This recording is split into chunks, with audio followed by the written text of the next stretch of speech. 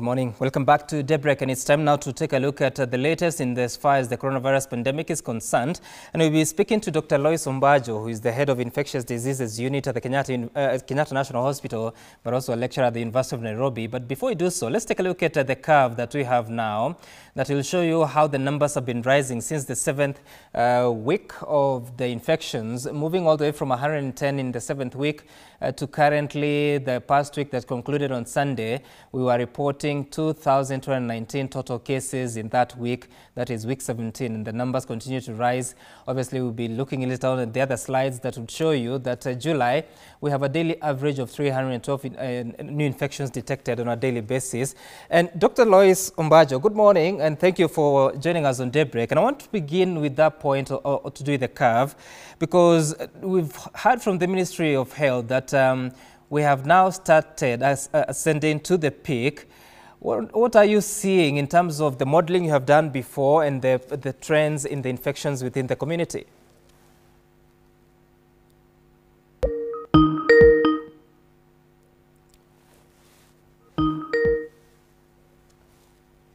Dr. we're having challenges hearing you. If you had my question, what are we seeing with the trends, and when should we expect to be hitting that peak and then start to flatten? Okay, good morning, Sam. How are you? Can you hear me okay now? Yes, okay. I can hear you.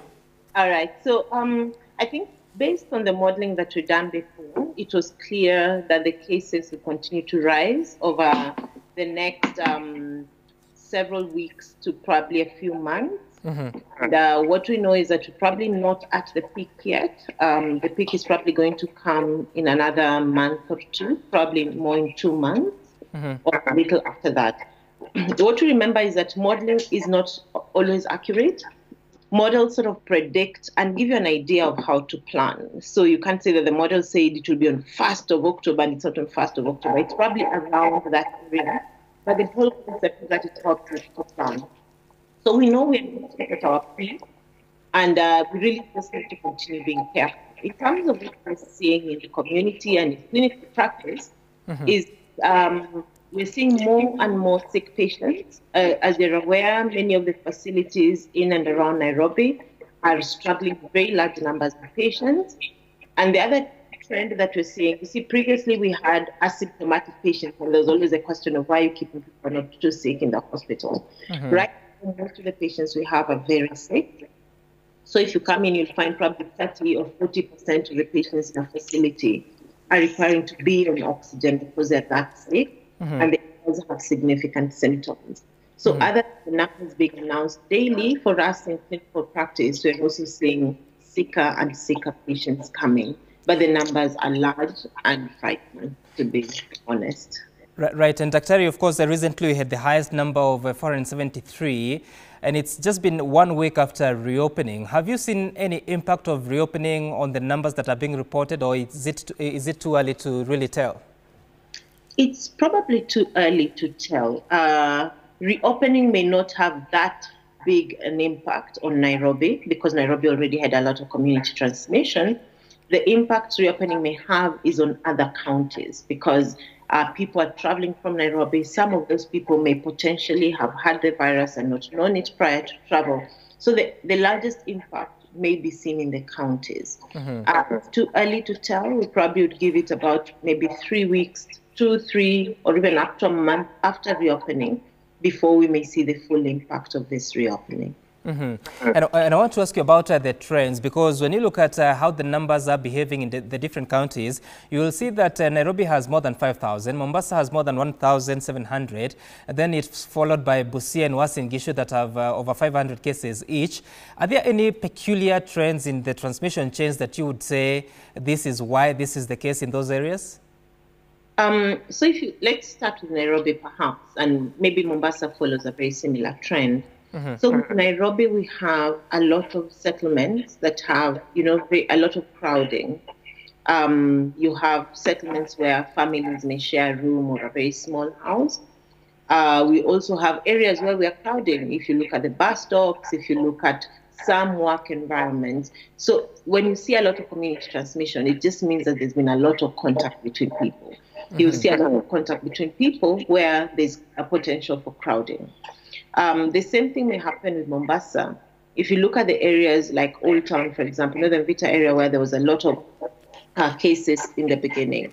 Again, you look at how people live. There's a lot of communal living, which means if one person in a neighborhood gets it, then it's likely that it will be transmitted to a lot of other people within the household and within the neighborhood. Busia, a lot of it has been driven, a lot of the numbers we see have been driven by testing of truck drivers. And again, a lot of the cases have been from truck drivers. The concern is that if these truck drivers mingle with the community, then it's likely that they may be spread to the community, and beyond truck drivers, we may now begin to see community spread. So those are a couple of things we have to look out for. Yeah. All right. And Dr. like yesterday, we had 12 deaths being reported, 9 of them in hospitals.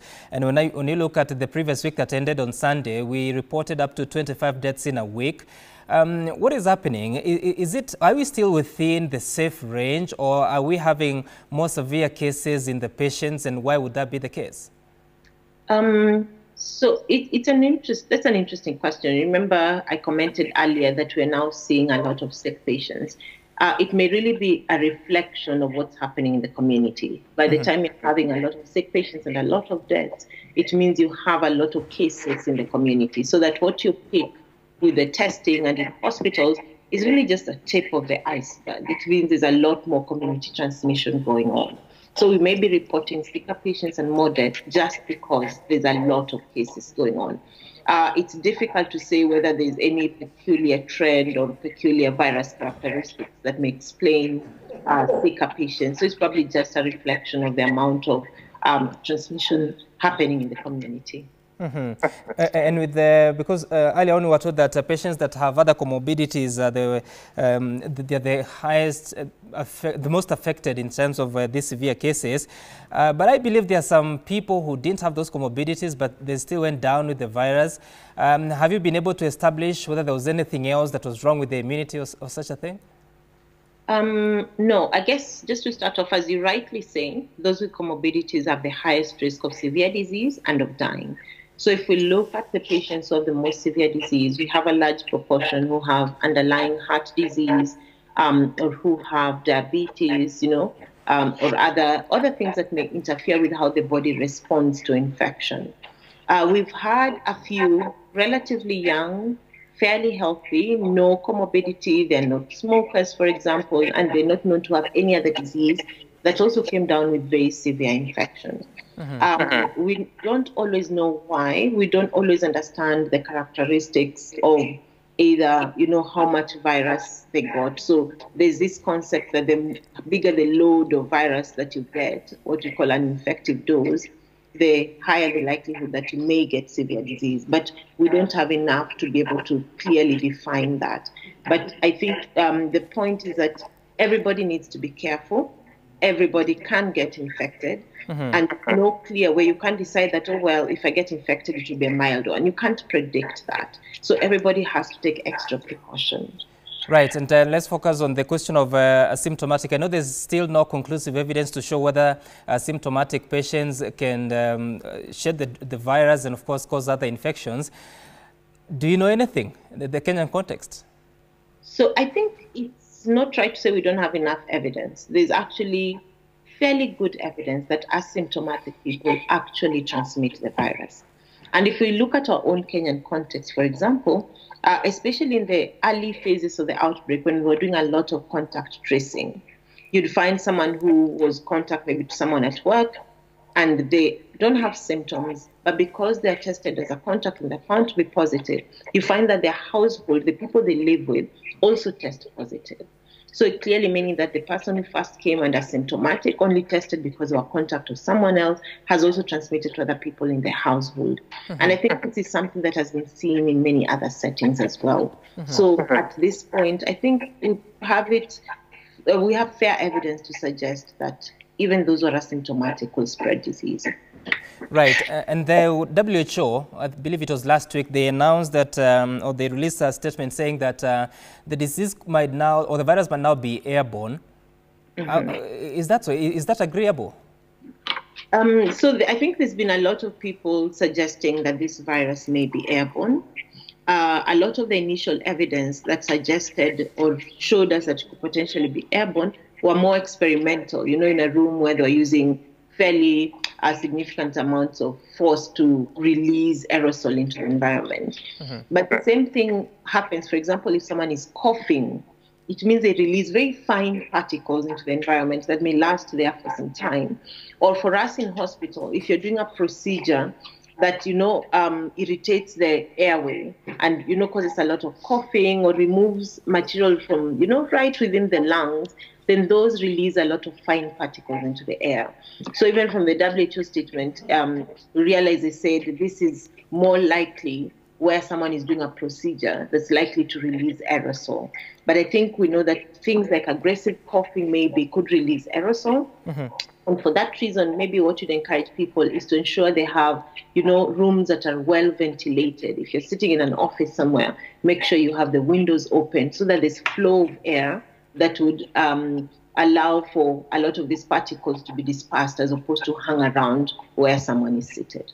Okay, all right. And based on the studies so far and what you've observed, especially for patients that were critically ill, then they recovered, have you seen any long-lasting effects? Because there are those that say that it comes with some sort of disabilities that would affect the patients after recovery. So we haven't systematically looked at every patient who was discharged, but having said that, there are some patients who at the point of discharge, especially the ones who had very severe lung disease, they're on oxygen and required ventilation perhaps. Even at the point of discharge, they may still have some trouble, with breathing, especially if they're exercising or such things, because it may take the lungs a while to recover. So now that's what we've observed. But I think now is when we're seeing a lot of severely ill patients. And I'm sure as time goes on, we may start to observe some of these other things that colleagues elsewhere have reported. And Dr. allow me to raise these questions with you, because I know, yes, like yesterday, there were those 3 community deaths. There are also some videos, I don't know whether you've seen them, of a patient in Juja or someone who apparently died just after parking his car. Are we seeing such trends of people just getting such a quick attack and losing their lives, or is it just oversensitivity in the community? So for some of the cases, people become a little more sensitive. I think it's because in the initial phases, we saw videos from other countries of people falling on the street. And the rumor then was that, COVID will just kill you on the street. So it's unlikely that someone will get COVID now and die on the street within an hour. Often I find that those who die very early after presentation into hospital either were sick for a while and delayed presenting, with very severe disease, which means this person is not getting enough oxygen and may have other complications. So it's important that if someone has symptoms, you're having trouble breathing or chest pain, that someone gets to hospital quickly. Right. The other thing is that when someone dies on the street, usually they have to conduct a post-mortem to figure out why they died. So when you see that on the street, you can't decide that it's COVID until we know for sure, based on the post-mortem findings, that this could have been COVID. And finally, Dr. there are some leaders within the medical field that have been claiming that some of the PPEs that they have been exposed to are poor quality and therefore compromising their safety. Is that so? Do we have some PPEs that are not fit for use? Occasionally we come across some that are not very good quality, either the masks or what we call the coverall. This may happen because, when there's a lot of mass production and everybody wants to get their product into the market, then you'll have some that are poor quality, either very uncomfortable. It's very hot in that thing. So if you get one that's not made of the right material, then it gets very uncomfortable for the healthcare worker if you have to sit in it for 4 or 5 hours reviewing several patients. So I think really it's important for all of us as healthcare workers, when we see such things, we raise it up, because we are at risk when we use substandard coveralls or masks. So I'm glad they raised it up. We also raise it up when we find that, so that we always get what is of top quality to ensure we are safe and that you're also comfortable. The problem of being uncomfortable is you increase your risk of exposure if you're tugging and pulling at your PPE because it's so uncomfortable. So really, there's no shortcut to this. Those responsible for procuring have to ensure that we get the right PPE. And maybe to add to this, and this is really an appeal to all Kenyans. When we have a lot of patients coming in, especially people who are very sick, these are the times you find, if let's say for me as a doctor, as I go in to do a ward round and review patients, if you have 60 or 70 very sick patients, it means I'm going to be reviewing these patients for several hours. No, I've been there for 5-6 hours at one time. That increases my risk of exposure. So more patients who get coming into hospital, the higher the risk to healthcare workers. So we have to think of protecting ourselves, protecting our healthcare workers is paramount. And if we lose track of the measures that you're meant to be taking, then we're exposing healthcare workers. And if we lose our health workforce, then what happens to us?